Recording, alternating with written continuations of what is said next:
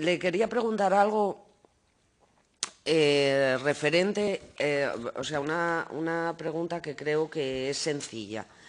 Me interesa saber qué diferencia hay entre la factura que se emite a una persona en situación de dependencia de una persona dependiente. Quiero decir, bueno, no sé si factura es el término, porque creo que hacen liquidaciones, o sea, giran a la entidad bancaria, ¿no? Un recibo. Digamos, ¿qué información podemos extraer de esos recibos?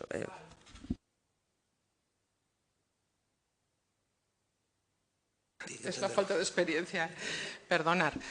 Estamos hablando de un ingreso de derecho público que es un precio público, con lo cual no podemos hablar de factura propiamente dicha como si fuera una empresa. Ese es el primer concepto.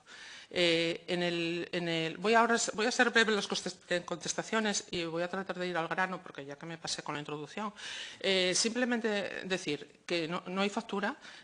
En los dos regímenes de facturación que tenemos, el del decreto 1098 es el precio público, entonces esos recibos se liquidan mes a mes y se mandan a través del banco, porque normalmente se pagan, están domiciliados, aunque también podría hacerse el pago mediante transferencia.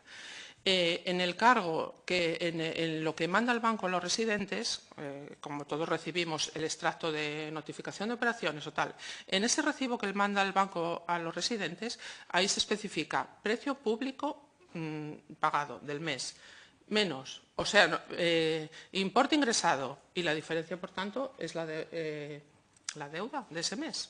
O sea, se detallan en el recibo que reciben los residentes, pero no hay factura. No sé si le contesté. Sí, pero ¿y las personas que están en situación de dependencia, que tienen, es igual? Sí, lo mismo. Estamos hablando en dependencia es un copago. El copago se calcula. El copago se calcula. La capacidad económica anual entre 12 meses y se resta una cantidad mínima para los gastos personales, que es un porcentaje del indicador público de renta. Eso es lo que se llama el copago o la participación económica del residente en el coste del servicio. Y la capacidad económica se calcula en función de las rentas, los ingresos del trabajo y un porcentaje del patrimonio. Bueno, pues es una cantidad mensual. Dice, tu copago máximo es este. Pues lo mismo. A la hora de saber si pago de más o de menos, sería ver lo que pago mes a mes, lo que tendría que haber pagado, porque el copago puede pagarse por menos, porque puede tener el 75%, o sea, puede ser el ingreso menor. Y la diferencia entre lo pagado y lo que tendría que pagar es la deuda acumulada, mes a mes. Sí, quiero decirle, porque y fíjese que igual también, incluso en el caso de personas en situación de dependencia, sí que habría factura, porque fíjese que no es la referencia al precio público, sino es a la referencia a su capacidad económica, pero desde luego hay detrás un precio público Sí. del servicio, de la administración. Yo quiero decirle, si la persona en situación de dependencia, bueno, su familia, cuando reciben, pueden entender algo de lo que, quiero decir, porque al ser, también entiendo, un recibo de banco, no sé si entra a la totalidad, pues bueno, como cuando se recibe el recibo del IBI, ¿no? Que viene detallado hasta el número de catastro. Si recibe un recibo, o sea, tiene un recibo en donde puede comprender cuál es su capacidad económica, qué es lo que está abonando, que eso, bueno, desde luego que será vamos, eso sí que se pondrá, y de alguna manera qué está generando, ¿no? Si también lo puede comprender, digamos. Este recibo mensual, en el decreto 1098, se ve claramente porque es lo que tenía que haber pagado menos lo que pago, la diferencia. En el tema del copago, la persona que entra como beneficiaria de la dependencia en una residencia tiene un documento que elabora la Consejería que se llama Programa Individual de Atención. Y ahí es donde les dicen que lo primero, que tiene derecho a entrar en una residencia y les calculan el importe del copago. Entonces, anual, con las dos pagas extra. Dividiendo se obtiene el importe mensual.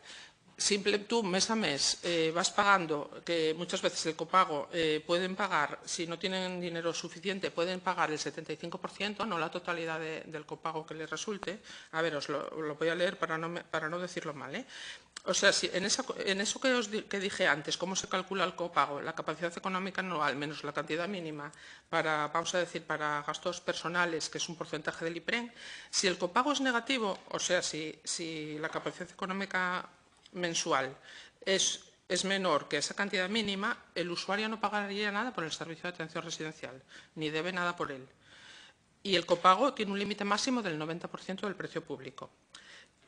Hay gente que también solicita el pago reducido a cuenta del copago, que para pagar solamente el 75%.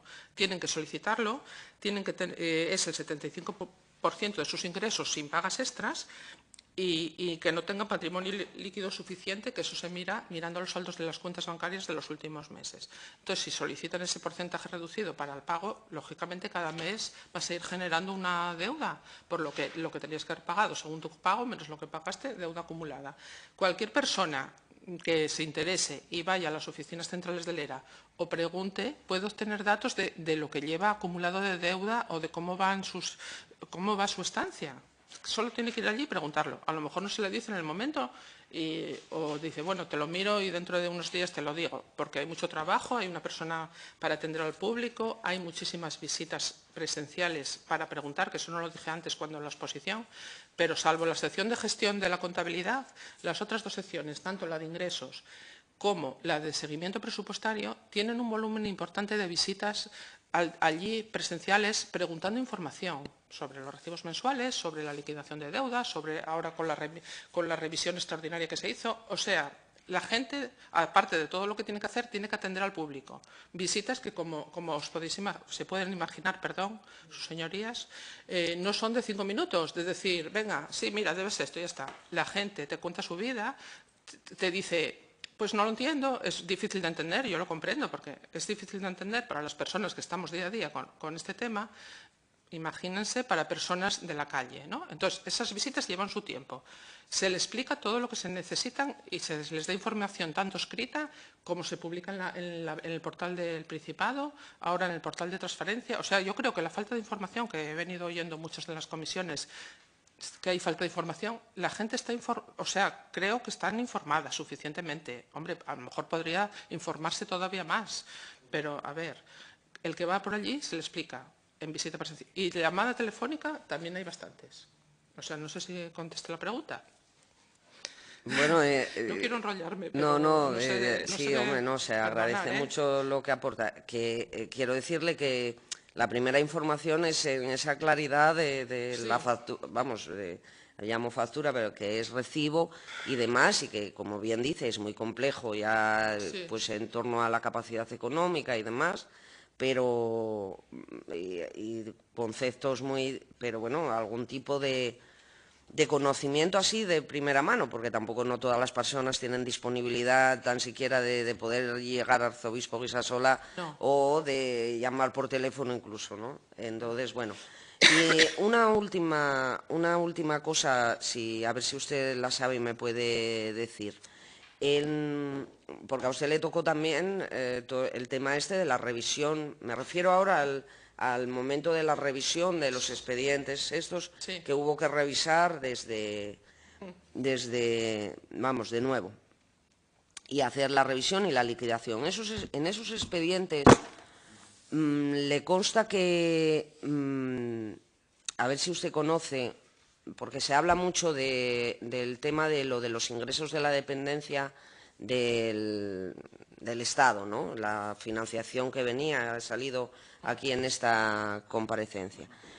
Y a mí me interesa saber si han cruzado los datos de las personas a las que han revisado y liquidado deuda con personas que en su momento, porque claro, ya eran de ejercicios anteriores, recibieron, no las personas, yo no quiero entrar a esto, ya sé que no es nominativo y que no es personal, pero por esas personas, digamos, se enviaban una relación de personas en situación de dependencia para que el Estado mandara la cuota de financiación que procedía.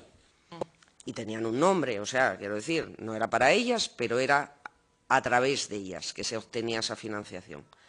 Esos datos se han cruzado, quiero decir, esas personas a las que se les revisa estaban en los informes que se mandaban para solicitar la financiación al Estado. Se lo estoy diciendo así con un lenguaje un poco demasiado casero, pero bueno, por si me entiende. Entiendo perfectamente. Lo único que puedo yo decir en este tema es que desde mi cometido de área de asuntos económicos del organismo autónomo no se lleva este trabajo.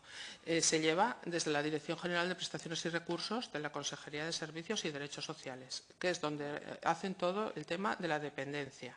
Yo sé que hay 3 niveles, el nivel mínimo, el segundo nivel, que el dinero que se ingresa en la dependencia es todo para los servicios que se prestan, que no es nominativo tanto para cada persona, que es un volumen global.